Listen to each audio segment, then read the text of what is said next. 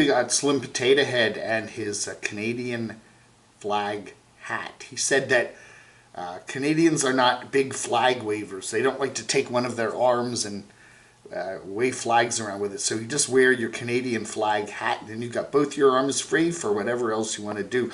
Good video always from Mr. Potato Head. Fun day at Fundy.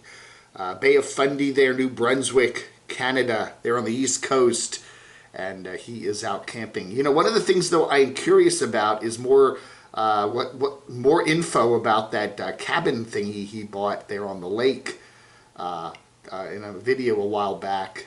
Curious about what's going on with that.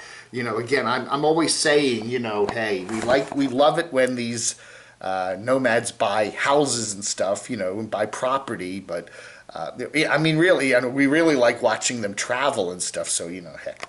But I'm curious as to, that looks like a very intriguing piece of property, and I'm curious as to how he's going to be building it out. But anyway, he's out in the rain, in the beautiful, chilly rain of New Brunswick, Canada. And of course, you got a hand for your beer there, and another hand available. I don't know what's over there. That's a Starbucks coffee or something. Anyway, is that Starbucks? It looks like it, doesn't it? They have Starbucks coffee in Canada. I don't know.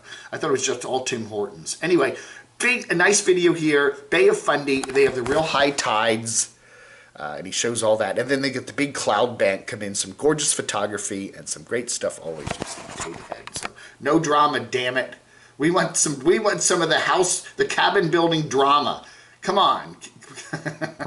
All right, Kevin is a traveler. You know, he does travel, okay? Various forms of travel, and right now he's in Thailand. That's 30 and a wake up.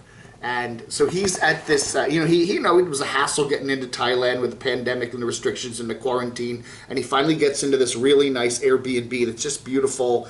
And then all of a sudden he gets this notification that he has to get out of there. And there's no reason given. It just says the host wants you out. There's no reason given.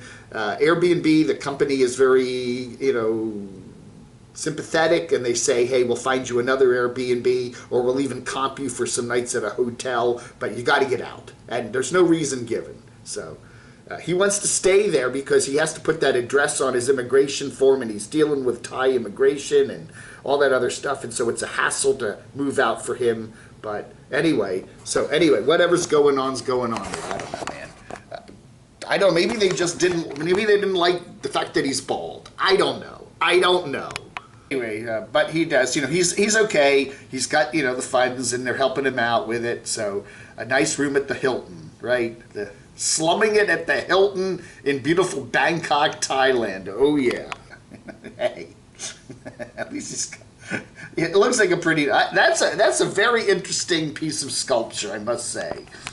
So he says he needs a TM30, which is the immigration form, and hotels are used to dealing with that. He said a lot of Airbnb hosts, while they're supposed to deal with it, aren't used to dealing with it, and whatever. So that's that. So at least all is well, but that lovely Airbnb, no, you can't stay there. He's back at the Purple Cottage there, up there in beautiful mountains of New Mexico, where there's some crazy weather. They got some big boomers and stuff like that going on, and a lot of rain. So I guess that's you know, hey, you look at a lot of the West these days, and it's heat and dry and fires and record heat and all that stuff. And if you got to be somewhere in the West, Southwest, certainly the mountains of New Mexico are certainly a pretty good place to be. He says, you know, Kenny says that people always get the impression that New Mexico is, you know, desert and stuff like that, like Arizona. But when you get up in the mountains, it's very lush forests and stuff like that. So Martini is feeling better. He was having some issues with his one of his doggies, and she is doing a little better now. So that's the latest from, you know, Kenny and Felix, right? You got Donna Van Life talking about insurance. That's another big issue when you're doing a box truck, and how you get insurance and how that all works out. Whether they consider it a commercial vehicle or a private vehicle, it's another big hassle you have to deal with when you're using you're living in an old box truck, because you know, insurance hassles are a pain in the Butowski Speaking of dogs, we're going to get an update here. Going to get an update here about the Sierra. That's off-grid backcountry adventures doggy, and she's been having some health issues too, and we're keeping an eye on that. But it seems like she's doing okay for the time being.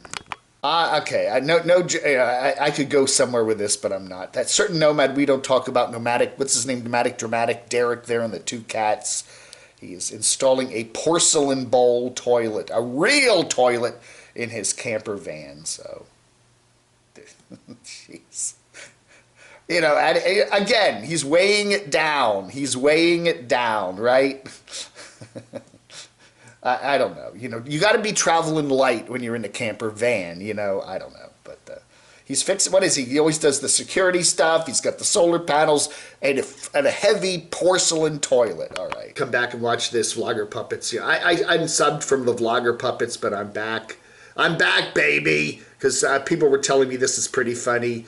You got to check it out. You know who. You know who that is.